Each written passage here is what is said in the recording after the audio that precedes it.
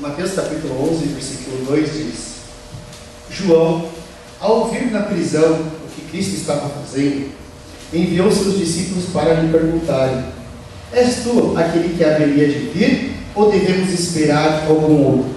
E Jesus respondeu: Voltem e anunciem a João o que vocês estão ouvindo e veem. Os cegos veem, os aleijados andam, os leprosos são purificados, os surdos ouvem, os mortos são ressuscitados, e as boas novas são pregadas aos pobres. E feliz é aquele que não se escandaliza por minha causa. Senhor, nós te agradecemos por tudo aquilo que nós temos vivido, Senhor, por tudo aquilo que não nos tem faltado. A tua presença, Senhor, é tudo aquilo que nós precisamos todos os dias. E hoje, por tudo aquilo que nós vivemos até esse momento, desde os ensinos até esse momento de louvor, de adoração, que o Senhor possa receber, meu Pai, como uma oferta no teu altar. E que nesse momento, Senhor, o teu Espírito fale, Senhor, ao nosso coração, nos ensinando, abrindo os nossos olhos para que a gente possa enxergar a tua palavra, ouvir, Senhor, as boas novas e ser edificado, Senhor, com aquilo que o Senhor tem de melhor para nós, meu Pai. Obrigado por tudo, Senhor, e tudo nós te damos toda a honra e toda a glória e todo o louvor para sempre. Amém. Vou tentar falar um pouco devagar, porque eu estava sem voz. Quem acompanhou eu essa semana viu, ele estava difícil. Eu fiquei assim, ligo ou não ligo pro Hélio? Ontem ainda, pensa numa pessoa que fica calada o sábado o dia inteiro. Naquele calor, o pessoal chupando sorvete, eu só olhando assim. Falei, mas eu vou pregar. Não sei como. Eu liguei pro Gilson de manhã e falei, Gilson, dá aula no meu lugar, porque eu vou ficar quieto até a hora de eu pregar. Irmãos, a respeito desse texto, é um texto que eu amo. Quando eu leio ele, e eu fico imaginando como era aquele exato momento que João Batista estava preso. Uma pessoa que havia um propósito em sua vida, ele não veio por um acaso, ele não chegou até ali onde ele estava na prisão por um acaso. Ele cumpriu a vontade do Senhor. João Batista era um jovem. Ele tinha mais ou menos a idade de Cristo. Para mim, jovem vai até os 80 anos. Ele já passou dos 80, já não é jovem. Certo? Passou dos 80, já não é mais. Mas ainda está na idade boa. Atinge, você já teve, né, Zé? Você lembra como é? Então, assim, João Batista estava ali fazendo a obra de Deus. Ele veio para cumprir uma ordenança do Senhor, ele veio para ser um profeta, ele veio preparar o caminho do Messias, uma grande responsabilidade. E eu fico imaginando, quando eu fiquei estudando sobre João Batista, eu pensei, esse cara, ele foi especial, porque ele veio para preparar a vinda de Cristo, a vinda do Messias. Não era qualquer um, porque essa pessoa ela teria que pagar um preço. Ela teria que andar em santidade, ela teria que ir contra o sistema religioso judaico ali daquela época. E isso poderia te custar a vida. Ele deixou de estar com os amigos, porque ele tinha que saber da palavra, ele tinha que conhecer a Cristo sem ter Cristo ao lado dele. Porque para nós é fácil. A gente abre a Bíblia, a gente traz o celular, a gente está em casa e a gente abre o tablet. A gente tem milhões de acesso à palavra de Deus. A gente só não lê porque a gente não quer. Mas João Batista não tinha visto ainda as obras de Cristo. Ele não tinha visto o Atos dos Apóstolos. Ele não tinha visto nada que tinha acontecido sobre o cristianismo. Não existia cristianismo. E ele tinha que falar do cristianismo. Ele tinha que trazer Cristo para aquelas pessoas. Ele tinha que vir e falar sobre arrependimento, sobre amor, sobre entrega, sobre confiar naquele que virá. Mas é mais ou menos semelhante ao que a gente tem feito aqui todo domingo, toda quarta-feira. A gente tem que falar do irmão, persista, creia, não desanime. Jesus vai voltar. Eu não sei se vai voltar hoje, amanhã, no final do ano, o ano que vem, ou daqui a 1000 anos. mas Jesus vai voltar. E isso é o que importa para nós. E eu fiquei pensando sobre a situação atual de João Batista. Quando esse texto foi escrito ali, foi ocorrido, ele estava preso. E eu fiquei pensando nisso. Por que ele foi preso? Que ele roubou a margarina? Que ele matou alguém? Porque, sei lá, ele fez um desvio de verba do sistema judaico? Não. Ele foi preso por fazer a obra de Deus. Ele foi preso porque ele denunciou as obras das trevas. Ele foi preso porque ele falou aquilo que Deus queria que ele falasse. E isso poderia te custar a vida. E eu fico imaginando, João Batista cresceu com Jesus, ele sabia quem era Jesus. Ele sabia da história de Jesus. Ele sabia da história de José e Maria. Eu ministrei esses dias os jovens sobre isso. Que a gente vê assim, não, legal, João e Maria, José e Maria. E a gente, se combina, né? A gente é Maria, né? Eu estou com medo da voz acabar, gente. Então, o cérebro pensa mais rápido do que a boca. E assim, é fácil quando a gente olha para José e Maria naquela situação e fala, não, que legal, eles foram os pais do Messias. Só que isso poderia também te custar a vida. Percebe-se que são pessoas que a gente fala como pessoas vitoriosas lá atrás, só que muitas vezes a gente não está disposto a pagar o preço que eles pagaram.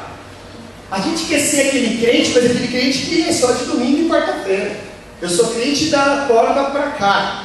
Para lá fora, eu não quero exercer esse chamado. Eu quero ser assim, uma pessoa pacata, uma pessoa sensata, só que uma pessoa que muitas vezes nem fé mais está demonstrando. Porque quando a gente começa a ver uma situação dessa, como João Batista, preso, por causa de quem? Por causa de Cristo. Porque ele denunciou, porque ele falou. Só que ali na prisão, eu fico imaginando como era o sentimento dele. Porque chega um ponto dele começar assim, cara, será mesmo? Eu imagino um carcereiro vinha todo dia e fala assim, olha, vou pedir sua cabeça. Vou te matar. Daqui você não sai mais não. Você entrou, mas você não sai. É daqui direto para o velório. E aquilo deveria mexer com ele. Aquilo deveria deixar ele louca, tortuado. Imagina, você se vê preso. Hoje nós somos livres, mas imagina se a gente não pudesse sair de dentro do nosso quarto. Só que muitas vezes a gente está assim. Pessoas cristãs, eu tenho contato com várias pessoas e eu percebo o quanto tem de servo de Deus preso numa cama por depressão, preso numa cama porque já não confia mais em Deus. E isso é muito sério, irmão. Porque a gente não pode brincar com o Evangelho, a gente tem que se alimentar. João Batista, ele fica pensando, eu estou aqui por causa de Jesus, cara. Mas será que realmente ele é o Messias? Aí no mínimo, acho que ele foi lá na grade, chamou alguém, olha, chama os meus discípulos aqui porque eu estou preocupado. A minha mãe e meu pai, Zacarias, disseram que eu ia preparar o caminho. Deus confirmou isso, o caminho do Messias. Só que agora eu estou aqui. Daqui a pouco minha cabeça vai rolar na bandeja, numa festa. E eu estou preocupado para saber se esse Jesus mesmo, meu primo, se ele é realmente o Messias. Faz o seguinte, vão lá e pergunta para ele. E eu acho, irmão, fantástico, fantástico aquilo que Jesus responde para ele. Só que para que a gente possa entender isso, a gente tem que abrir a nossa Bíblia lá em Zacarias capítulo 9. Porque era 2 livros antes aí, de Mateus.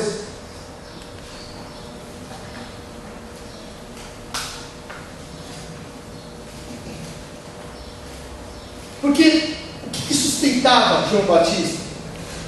Era aquilo que estava escrito sobre o Messias, no livro de Isaías, no livro de Salmos, no livro de Zacarias. E aqui em Zacarias diz assim, Zacarias 9, versículo 9: Alegre-se muito, cidade de Sião, exulte Jerusalém, eis que o seu rei vem a você, justo e vitorioso, humilde e montado num jumento, um jumentinho cria de jumento. Era isso que ele acreditava. Um dia o Messias virá. E aí de repente o Messias se faz presente para ele. E por causa desse relacionamento, ele é lançado dentro de uma cadeia, dentro de uma prisão. E é aí que entra, irmão. O que Jesus Cristo fala para esse cara? Ele tem uma dúvida. Ele tem uma dúvida quanto tudo aquilo que ele cria, quanto tudo aquilo que ele tinha ouvido. E ele chega e fala assim: olha, vão lá e pergunta.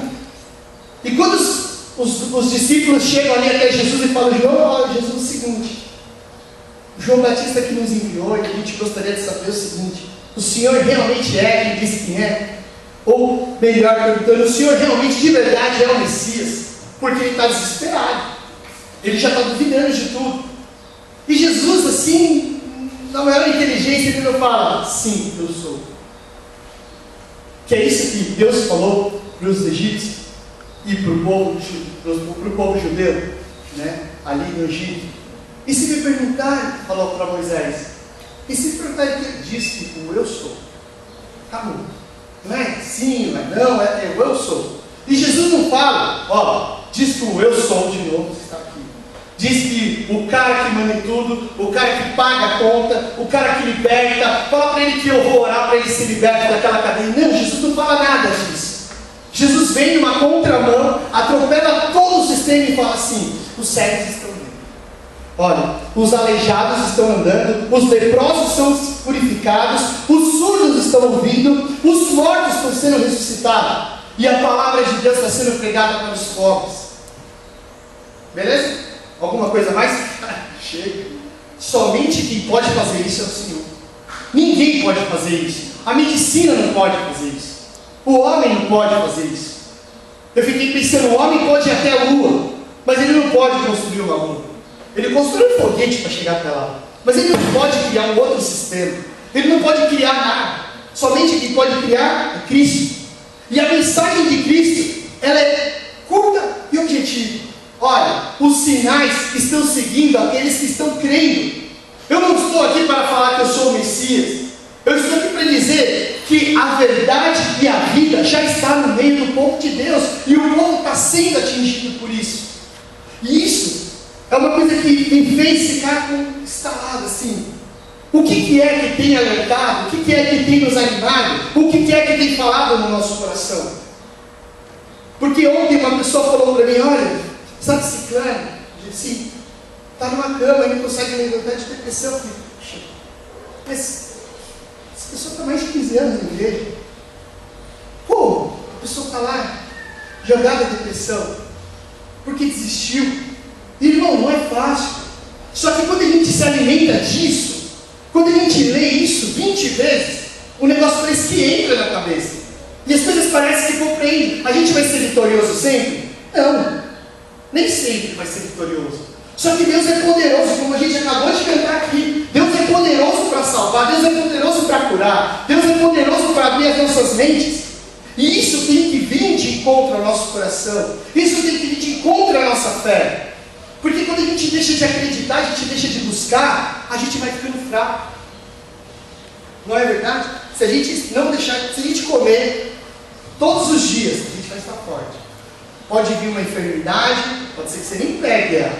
Mas experimenta ficar 5 dias sem comer. Como que você vai estar no final de 5 dias? Terrível. Até a aparência muda. E quando a gente deixa de se alimentar da palavra de Deus, de ouvir a voz de Deus, é isso que acontece com a gente se torna pessoas fracas, pessoas que se tornam até incrédulas dentro da igreja, porque era isso que estava acontecendo. E eu acredito, isso não está escrito, segundo aos marcianos agora, que eu acho que isso foi o que deu o ânimo para João Batista até o final e falar: meu, se perder a cabeça eu perdi, mas eu perdi por causa de Deus. Eu perdi porque eu denunciei as obras das trevas. Eu denunciei porque toda essa sujeira não vai ficar aqui escondido, não. Vai vir à tona. E eu imagino a hora que os discípulos chegaram ali para João e falaram o seguinte: João, você quer ouvir o que Jesus falou? O seu primo? Sim, diz aí. Ele falou sim ou que não? Olha, ele não falou nem que sim nem que não. Como? Mas ele falou o seguinte: os cegos estão vendo, os surdos estão ouvindo, os coxos estão andando, inclusive os mortos estão sendo ressuscitados. E aí eu fiquei pensando também, agora do lado oposto, né? Vamos pensar, o que um cego mais quer? Enxergar. O que um surdo mais quer? Escutar. Né? Vamos brincar, o que um morto mais deseja? O morto não deseja, mas ele ressuscita. E o pobre está lá na filinha. Eu vou ganhar o dinheiro, porque eu sou pobre, eu vou ser rico. E aí Jesus vem e fala assim, aos pobres, é o quê? Ai, que legal! É pregar a palavra de Deus. Porque a palavra diz aqui que Jesus, ele se fez humilde. E não importa o que nós passamos, não importa o teu status, não importa o que você vai almoçar daqui a pouco, não importa nem se você vai ter almoço, o que importa é o que você tem diante do altar do Senhor. O que importa é quem você é na presença de Deus. Porque a palavra diz que o Senhor, Ele supre as nossas necessidades. Eu vejo o pastor, ele sempre fala isso, o Senhor supre as nossas necessidades aqui, agora e para a eternidade. Quantas vezes a gente ouve isso? Por quê? Porque não é só aqui. A gente muitas vezes está esperando aqui e agora, mas não. A gente tem que se preocupar com a eternidade. Para onde nós vamos? Para onde você vai? Não, quero dizer, eu já estou no céu. Não. Tem que ter fé. Porque na hora que a gente ficar tete a tete ali com coisa ruim, a gente tem que ter fé no Senhor. Essa semana uma pessoa chegou para mim e falou assim, ó, cara, tem um filho, 9 anos, 8, 9, minha esposa está no hospital com câncer. Tem como milagre? Eu fico pensando, às vezes eu não sei se eu aguentaria o que esse cara aguenta. Não, mas não é qualquer um que está pronto para segurar o bucho, um rojão desse aí. A pessoa tem que ter fé. Se não tiver fé, não passa por não. Fica por ali. Mas eu digo uma coisa, quem tem fé pode saltar muralhas, dar pulo como Davi. Olha, sai, vence, crê, faz a transformação. Marcos capítulo 16. Vamos ler lá. Todo mundo. E vem agora. Marcos capítulo 16. Versículo 17.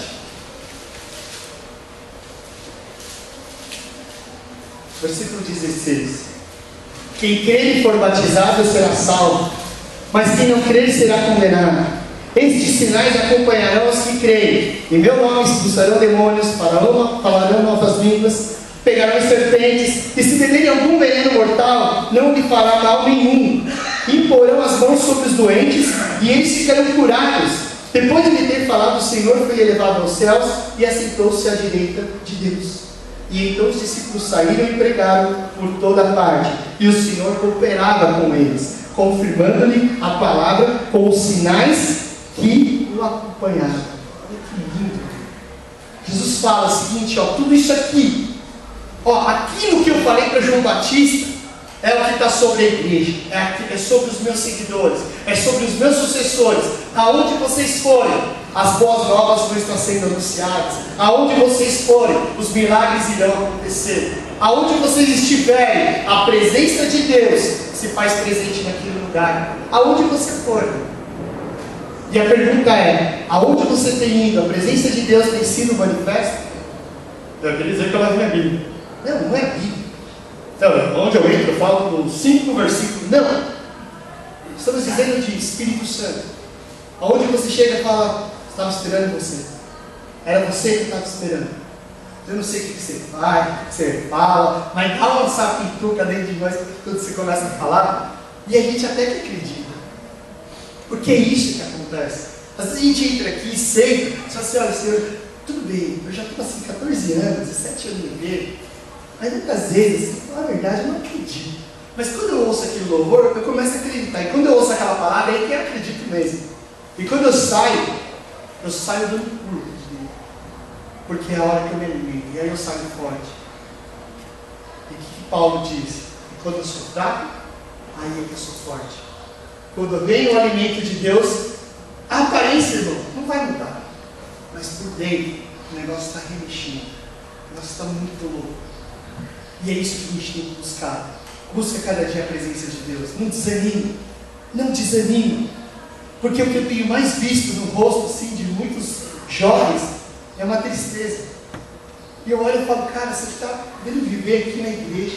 está ouvindo da palavra de Deus?